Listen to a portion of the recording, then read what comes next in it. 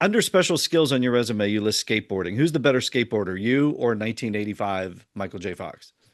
Oh my gosh, probably Michael J. Fox. Okay. He sounds like he has a lot more experience than me. But I will say I did. This is just funny. I used to skateboard to class every day in college. Like I would just skateboard because it was like Oh, a wow. 10-minute walk, but I was like, "Yeah, I can get there faster if I'm on a skateboard."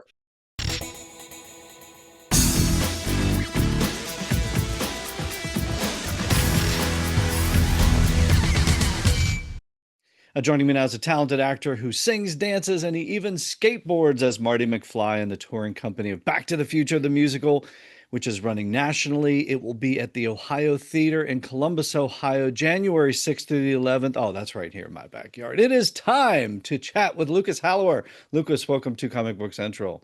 Thank you. Thank you so much for having me. Thank you for being here. Man, this is iconic. I mean, look, we're going to talk all about Back to the Future. Really enjoyed seeing the show in Pittsburgh. We had a chance to see the Broadway version, which was pretty amazing. I don't know if you did you catch the Broadway version? Yes, absolutely. Yeah. Okay, a little bit of differences, I think, in the Broadway versus the. We'll talk about that. Anything you want to talk about? But man, Yeah. I got to meet you and your castmates briefly as you're coming out the back there. What was the just because I have a connection to Pittsburgh? So what was the Pittsburgh run like for you? And did you get to see any of the city? Did you get to do anything there? Oh my gosh, yeah, Pittsburgh was incredible. It was a great, I think we were there for a week. It makes it hard Yeah. when we're there for shorter periods of time to see as much. But there was a great, I wish I could remember the name of this restaurant. There was a restaurant on the other side of the theater. Primanti Brothers? Oh no, on the other. Oh, I know. Okay, I know what It's you're like talking it about. I had forgot. fried chicken and stuff, and it Yeah, was yeah. it was so amazing. That was my favorite restaurant, and I went there several times. And I would go sit down, and it would be a bunch of people who were just at the show because I would go after a matinee, and they would all Yeah. recognize me. So it was a failure every time I went, but the food was amazing. The food in Pittsburgh is great. Hopefully, if you get back there, you go to Primanti Brothers. They put French fries on the sandwiches. That's the whole thing. So that's a Oh, Pittsburgh thing. So, yeah. Oh my um, gosh, I should have done there. when you get and your castmates are coming out, I don't know, like how do you? I guess there's probably like better, like it's like, oh, there's people here. I got, I got to almost act again. But what's that like for you guys when you come out and we're kind of there and just want to like interact a little bit or something? Like, what is Yeah, that like for you guys coming out? yeah, I love the stage door. I remember when I was in high school going to Broadway shows and I would wait by the stage door after to meet the actors. And so, there's something really special about that. And it's really unique to theater, live theater, because after you see a movie or see a TV show, you can't wait out back and meet the actors who you just saw in the show. So, True. I think it's really fun to be able to interact with the audience and to hear what they thought of the show. And the Back to the Future fans are also incredible and nice, and they give me gifts and sing me Oh. the highest praise. And so I love it so much, and I will always come out and greet the fans. Gifts are cool. What's the most memorable fan interaction you've had, like on these things? Oh my gosh, I get so much art that's just amazing. They draw such wonderful pictures, and there's so many incredible artists who draw pictures of me, and like I'm like, "Oh my gosh, that looks like me." And it's really Wow. cool to see that. And then I think my favorite is always when anyone brings me a friendship bracelet. I get a lot of friendship Okay. bracelets being made with, it says Marty McFly or the power of love. And so those are always fun. Okay. That's easier to carry around than a painting. I would imagine. I can see you walk around Pittsburgh or Boston with a painting under your arm. I'm sure you do it though. I noticed, and I'm trying to remember in the Pittsburgh show, I think you guys worked a little Pittsburghese into it. It was like, did you guys work yins? I think Yes. if I remember right. Do you guys do that from city to city, or how do you? What's that process like? Or does somebody come up to you beforehand and go, say this, or No, say yeah. OHIO or something, or like I don't That's a know. great question. Yeah, me and David, who played Doc, that's kind of something Yeah. that me and him kind of added into the show. It's Okay. not in the script, and it's not anything that anyone No. from direction has ever told us to do. But we thought it would be fun, and our direction team is comfortable with a certain amount of ad-libbing and playing between us. So, Okay. that was something that we found. I don't remember where the first time we did something city related was. I think it might have been Cincinnati. We did something related to Joe Burrow, and they loved it so much. Um, Okay. Yeah, of and course then they so would. we Yeah. just kind of we kind of let it keep going from there. And yeah, so every city, me and David get together and we talk about it. We're like, okay, what are we gonna do here? Yeah. Okay. What's the reference for this Just make city? sure your cities don't cross, or like don't cross your Steelers with your Bengals. I get don't you know Yeah. all that. So Yeah, no, absolutely. And at the end of the show, I have that moment where I say, "Can you feel it? Whatever city we're in." And I always have to yeah. remind myself what city we're in. So I'm like, don't say the Yeah. wrong one. What was that? Was it on The Simpsons or something? They like flipped the guitar over and they had like Springfield or so Yeah, whatever they had. it's always a battle not to say the wrong one. Yeah, we're going to talk about the look, it's touring everywhere now. Back to the Future Musical.com. That's the schedule and tickets. Columbus, Ohio. I mentioned January 6th to the 11th, Kappa.com. I want to jump on the DeLorean just a little bit, time travel back a little bit. Virginia Beach, Virginia, you were born and okay. What Well, I kind of was kid were born you in New growing? Orleans. New Orleans. Oh, wow. Okay. I'm in a military family, so my dad was moving around a lot with the military. So I was born in New Orleans, and we moved to Virginia Beach, and I'd been there pretty much ever since. Okay. But yeah, I love Virginia Beach. Such a beautiful, beautiful city, and yeah, What Virginia's. kind of kid were you growing up? Oh my gosh, I was one of those kids that just like wanted to do it all, whatever it was. You know, I played sports, I did theater, I did singing, dancing, all of it. I really enjoyed just like doing things and keeping myself occupied. I think I had a lot of energy as a child, so anything to get that energy out. My parents were always on board with that. That's good for Marty McFly. That plays right into it. Do you remember the first time like, you mentioned acting? Like, do you remember the first time you caught the acting bug or what it was? Because you're primarily a theater kid right now, right? Like it's I mean that's your niche. Oh yeah, yeah. Yeah, I Okay. think Do you remember? when I was a kid, I think what really did it was, you know, I played sports because that's what my parents were like, yeah, let's do sports. And I think my older sister was always into like theater and acting and stuff. So I kind of just did that because I was like, oh, that's kind of cool. She's doing that. And, Okay. you know, yeah. So then I kept going with it. And in high school, I went to a performing arts high school that was like specialized as a pre-college program. And so yeah, I think in high school I kind of decided that this is what my life was going to be, and there was really no other way. How soon was it Mean Girls the musical? Is that what you got? Like how soon was that you were able to get into that? Yeah, that was after college. So I graduated from Coastal Carolina University in 2023 with my BFA musical theater, and then about a month later, I auditioned for and booked Mean Girls, and then Wow. we went out like 2 months after that. So August, right after my graduation. How did that prepare you for Marty McFly and Back to the Future? Like, Oh my were there gosh. any Yeah, similarities that jumped in, or just like how does that? well, one of the big ones that comes to mind is just like comedy and that sort of like humor that needs to be in both the pieces. It's obviously very different humor. Tina Fey and Bob Right. Gale's writing styles are very different, but Yes.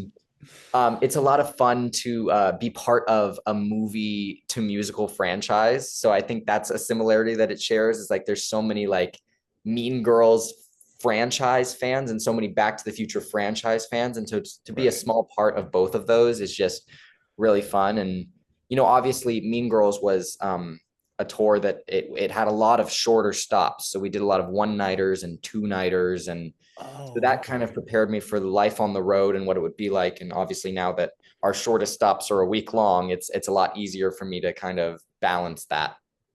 When you have that kind of breathing room with like a week and you're doing, well, I guess like 8 shows or something in that, are you able then to tweak it a little bit or add something in that maybe like, oh, that the audience last night really picked up on this? Are you, and can you give it, do you have an example of something you've done that you're like, oh, I want to change this up for Wednesday's perform or whatever? Yeah, I think what's really interesting is hearing like what audiences and what cities laugh at the different jokes, and like some jokes will just hit so much harder in certain cities. And one of the ones that immediately comes to mind is the who the hell is John F. Kennedy? Like doing that joke in the Kennedy Center is just like a layer upon a layer of like humor. Yeah. So I think that audience like went crazy there because we're at the Kennedy Center and we're doing a Kennedy joke. So Right. it's always a little bit interesting to hear different cities' reactions to different things. You mentioned the comedy aspect of it too, and you're coming out of a comedic genius with Michael J. Fox, and there's that timing aspect. He's talked about this where even one beat can bring a whole audience. Like the only thing I think of right offhand is you build a time machine out of a DeLorean. Like there's that pause there. Like, do you Yeah. go back and kind of look at I don't know Family Ties or Back to the Future or the other two movies or anything Michael J. Fox has done? Is there anything you can kind of pick up, or do you just want it to be totally fresh, Lucas? This has to be my interpretation. It's a little bit of both because I think I mean, obviously Michael J. Fox got it so right. You know what I mean? Like Right, it's hard to be like you did that wrong because he did not. He did it very right, and everyone loves it so much. And right. so there's a lot of that I really feel like I want to take with me because it's as an actor, it's like, oh yeah, he did that right. He's got it right. I'll just do that. That's correct. But I also love the moments in the show where I get to kind of bring my own kind of version of Marty to it. And obviously, there's a whole added layer of Marty sings and dances in this show. Hmm. So, that's all stuff that I can sort of add to and play on to. And yeah, I think that's a really enjoyable part. And I think something really interesting to me recently was I read Future Boy, Michael J. Fox's new book, and I think that gave me a lot of Great. insight into how he approached the character. And yeah, I think it's luckily when reading it was like, oh, I approached that the same way. I approached, you know what I mean? So it's like Yeah. just reassurance that, and it's like he says, just like follow your instincts as an actor. And I think that that's what usually gets me through the show. And I've had a lot of time also throughout the hundreds of performances I've done to be able to kind of perfect the different ways to do it. Yeah. And so You're yeah, you're more Marty than anybody at this point, I yeah, think. it's fun. It's cool to be able to spend so much time in a character and to feel like now I know that character so well. And it's so cool too that all this happens on the 40th anniversary year of the film. Like I think you got officially, I mean, we'll talk about it just jumping in, but I think you officially got it. The 40th anniversary of Back to the Future is, I think you were in Pittsburgh, the July 3rd, I think when it Yes, came out. yeah, Back to the Future Day, I think you were doing, um, some behind the scenes videos for Broadway.com. Like you're yep, interviewing other Martys. That had to be trippy. yeah. That we talk about the multiple Martys coming in. I mean, this has to be so wild for you. And then obviously the book coming out and reading that. This Are you able to process the enormity of that, or do you just compartmentalize that and go, I can't, it's too big. I can't.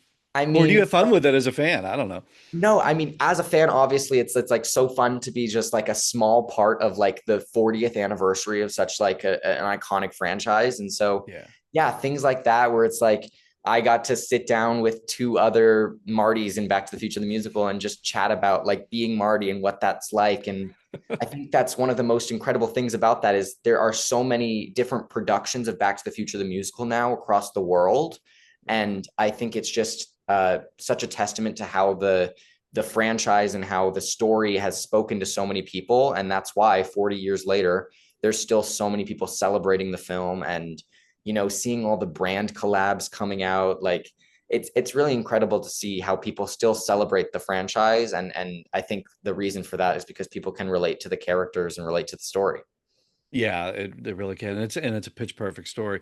How did you get involved with the production initially Yeah, of so Back to the I Future? had seen the show on Broadway. Obviously, I'd seen the movie as well, and so I went to go see Right. the show on Broadway, and I instantly fell in love with the character of Marty. And I was like, okay, like the moment I see any auditions for that show, I'm gonna figure out a way to get in the room.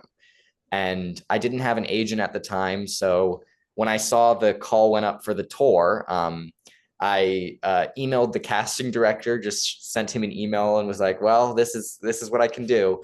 And I sent him an email. I said, "Would love to audition for anything." And he sent me back a self tape for Marty for to sing "Power of Love" and to sing "Only a Matter of Time," which is the song Marty sings at the beginning of the show. Great song. Um, and then yeah, and then I got brought in for ensemble cover Marty, and then I got brought in for swing understudy Marty, and eventually I started with the tour as a swing and an understudy for Marty, and I did about 6 or 7 months there, and then they took Caden, who is Marty in the West End. He was on tour before that, and they took him from the tour and took him to the West End, and then they Wow. promoted me to full time, and so it's been kind of an insane journey, and I never expected to be playing the role full time, but it's such a dream come true. And like you said, to be doing it on the 40th anniversary of the film is just it's sometimes mind blowing. I'm like, whoa, like this Yeah. is a big moment in the Back to the Future history, and I'm part of that in a way. It's amazing because when I remember seeing the Broadway version, it was Doc's understudy. I'm drawing a blank on the actor's name who understudied, but like he had just found out like 2 hours before or something, there was an illness or something. And it's like you Yeah. guys have to be prepared almost for any role. Like you look in the booklet and it's like understudy for like 5 different roles or something, Yeah. like how do you keep all those lines in Yeah. your head? Like Yeah, I that's mean, as a crazy. swing and as an understudy, like I found, the challenges to be difficult, but also, there were some things that made it a lot easier. And like especially now that I do Marty 8 times a week, like you said, like I long for the times when I would only do Marty once a week as the understudy, and it was like just a nice little like, oh hey, let's do a Marty real quick. Sure. But it was a mindset shift to be like, okay, how do I go from being well rested a lot and being able to do Marty once a week and give it my all to how do I conserve my energy and rest enough to be able to do 8 shows over the course of 5 days, or not 5 days, seven Right. days. But yeah, it's a lot of it's a lot of differences. But yeah, being a swing was one of the hardest jobs I've ever had, and being told even minutes before the show starts that you're gonna be in the show is always a little Wow. bit hard. But it taught me a lot about the industry and about appreciation for those people in those positions, because they do really a lot. Like you were saying, there's somebody in our show who covers, I think, 9 people, and that's Yeah. like almost all of the boys. And he does it with grace and beautifully every time. And it's I commend them for that. It's amazing. The audience never knows the difference. It's unbelievable what Yeah, you all it's do. insane. Yeah, it's you mentioned how do you conserve your energy? You mentioned like because you're going nonstop, the character's going nonstop, and then you mentioned the 8 shows, and then it's the next city. I think I saw one of your videos. It's like it's our day off today. We're on the airport. We're flying to Boston. Like how that's not even a day off. Like how do you conserve your energy? Do you have any tricks? Yeah, I mean, my biggest thing is, creating good habits, good sleep habits. That's something I worked on with my voice teacher. Funny enough, he was like, you need to be getting 9 hours of sleep every night if you want to be well rested. So I try for 9 hours every night, and I have to sometimes it's a give and take of what I can and cannot do in every city. When everyone wants to go out to the bars, it's like, okay, I might not be able to do that tonight if I want to be able to do the shows this week, but um it's the things you give to do something that you love, and I love it so much. And so I think that the resting is just, it comes with it, and I'm grateful for it. You mentioned we mentioned the cities. I know Boston. You mentioned it was there. It was different, and then Toronto. You're recently in Toronto. Can you tell the listeners and the viewers here like what was the best thing that happened to you in Toronto? I mean, you got to meet the OGs. I mean, come on. Yes, yeah. So, yes, Toronto was incredible, and I think partly because I got to have the incredible experience of meeting Michael J. Fox. And yeah, it was something And that we Christopher were Lloyd was trying. there too, right? He Christopher was. Lloyd as well, yes, You and and your doc got to meet the original doc, yes, and they were yeah, okay, yes, both of them, and um we and Bob was there. Obviously, Bob we know very well, and yeah. he comes to visit us at the show a lot. But it was something we were trying to put together for so long, and Fan Expo Canada obviously was the same time as our show being in Toronto, and so I sort of reached out to our people because I am a fan, obviously. So I was like, Nice, hey, nice like move. they're gonna be in town the same time as us, like any way we can work something out, like just to get a photo or anything. And Right. our team and the Fan Expo team put together an insane new plan where I was going to be performing Power of Love before the panel. And so yeah, it worked out so beautifully, and I got to sing Power of Love, and it was a very surreal experience. I was about to go out to sing Power of Love, and it was right before the panel. So obviously, like right before I go out, here comes Michael J. Fox, and I'm like, oh my gosh, I'm about to go sing, and he's literally right there, like about to come on Wow. stage, and it was very surreal, and yeah, and to meet him afterwards and have a conversation with him.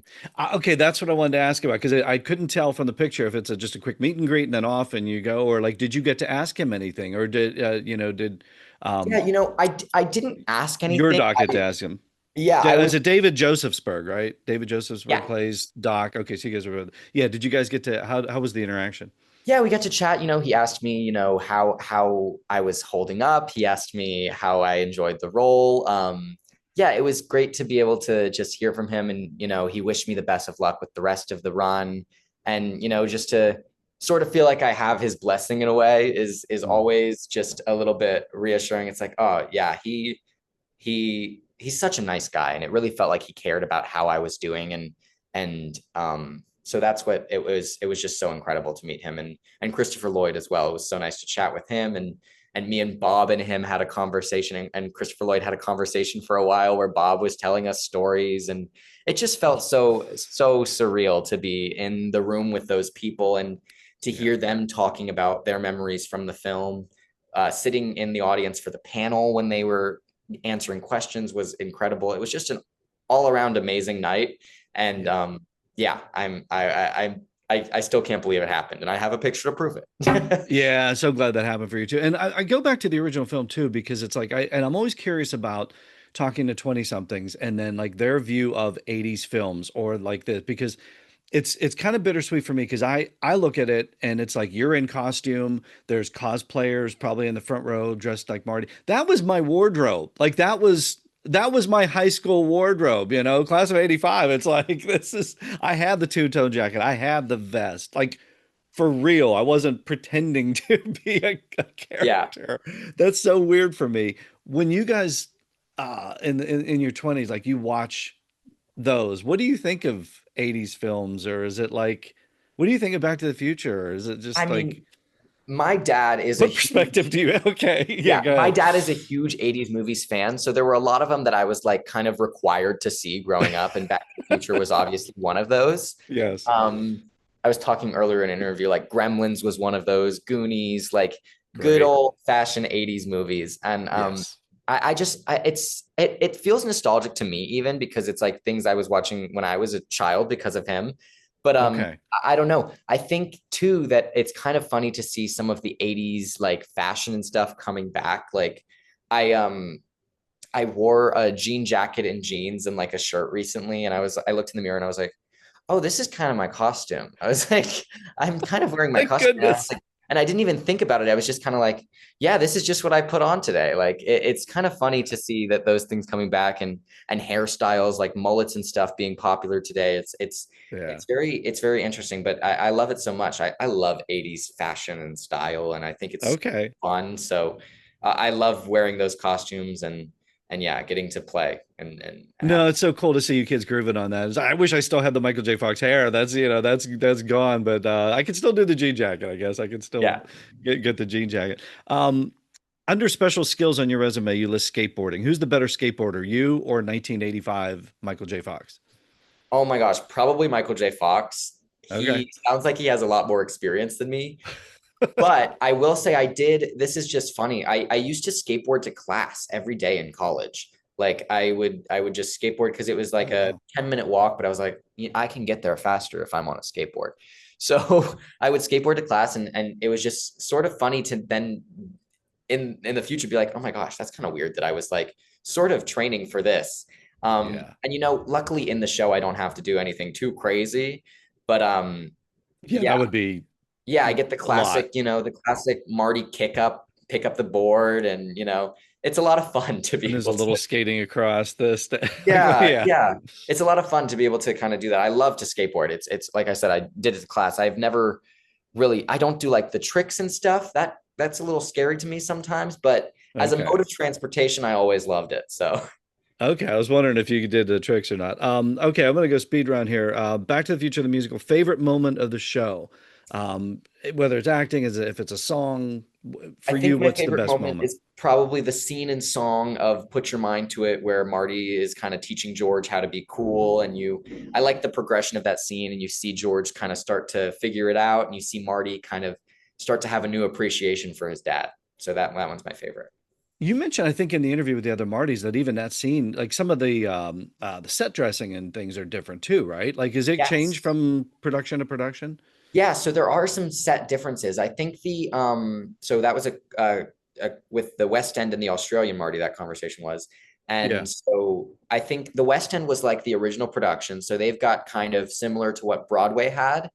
Okay. And then from Broadway, we have to kind of scale it down a bit because obviously we're traveling from city to city and we have to be able to fit it into trucks. We use 10 trucks to get the show around. Oh, So it's wow. obviously we had to scale it down just a little bit from Broadway, but yeah, it's still very similar to Broadway. And then Australia kind of takes notes off of what we did and kind of just perfected that method over there. And so, yeah, Okay. I think that it's fun to see how the set and how the show has evolved over time and to see what Right. they've changed in the different productions. It's fun for us as viewers too when we go and see different productions too, and then like, oh, they Yeah. changed it up. Oh, the card did this here, and oh, okay. Most challenging aspect? Ooh, I think it goes back and forth between being able to sing the show. It's a really tough vocal like show. Just Yes. it starts with 20 minutes of like some of the hardest singing in the show, and then you get a nice break, and then act two is like just go, go, go, go, go. So I think that's really difficult for me, but I also always joke that the most difficult part is how much I fall on the floor.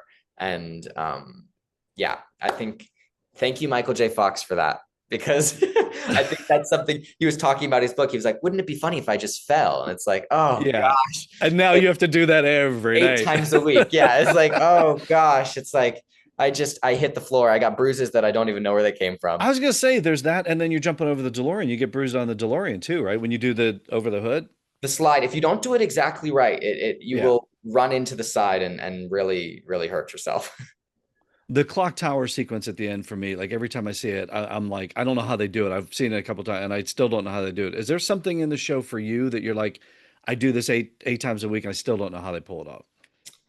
Oh my gosh, there's so much that like, when I'm on stage alone and, the whole set just changes, you know what I mean, around me. And it's kind of crazy to see like how that all works. And, it I know a lot about how a lot of it works. So there's nothing anything anymore that I'm like, oh my gosh, I don't know how that happens. But there's plenty of like backstage traffic. Like the crew is Yeah. always moving set pieces around backstage in order to get everything on stage at the right time. All right. So I think that's kind of stuff that I am a little bit like, oh my gosh, they're moving so much right now. I don't even know how they get it all ready for the next scene because my Right. show happens very much on the stage. And so, I'm out there just hoping that the set pieces make it on stage when they're supposed to, and they always do. It's amazing. It's really a feat of magic. The crew is the heartbeat of this show. It's such a technically advanced show that it's really amazing. I agree with that. It's I'm blown away every time how many worlds change behind you guys and how you guys never miss a beat on it. Best part about being Marty McFly. Uh, I think it has created a new sense of confidence for myself, even just in life, because I feel like Marty just goes through life with such confidence. And so I think that having to kind of put that on every day for the show and like he's just one of the coolest people alive ever. So I think like and having to do that every night has kind of sort of upped my confidence with who I am. And I think that's something that's beautiful about the show too. It's just it's a great message. It's like you can really do anything if you put your mind to it. It's amazing. That is the perfect message of the show, and Yeah. you and your castmates embody that perfectly. The website, lucashallauer.com, is that right? And Yes. keep up with you there. You're on the socials. Yes. Social media. I'm Lucas uh, dot Hallauer on Instagram and Lucas Hallauer on TikTok. A lot of people love my TikTok presence. I have a lot of fun over there. So Back to the Future, the musical. It's coming to a city near you. It's coming to my city, Columbus, Ohio, January 6th through the 11th. It's the Ohio Theater. You guys are going to love it there. Lucas, continued success on the show and cannot wait to see you again in the future, as always. thank you. Thank you so much. Can't wait to see you.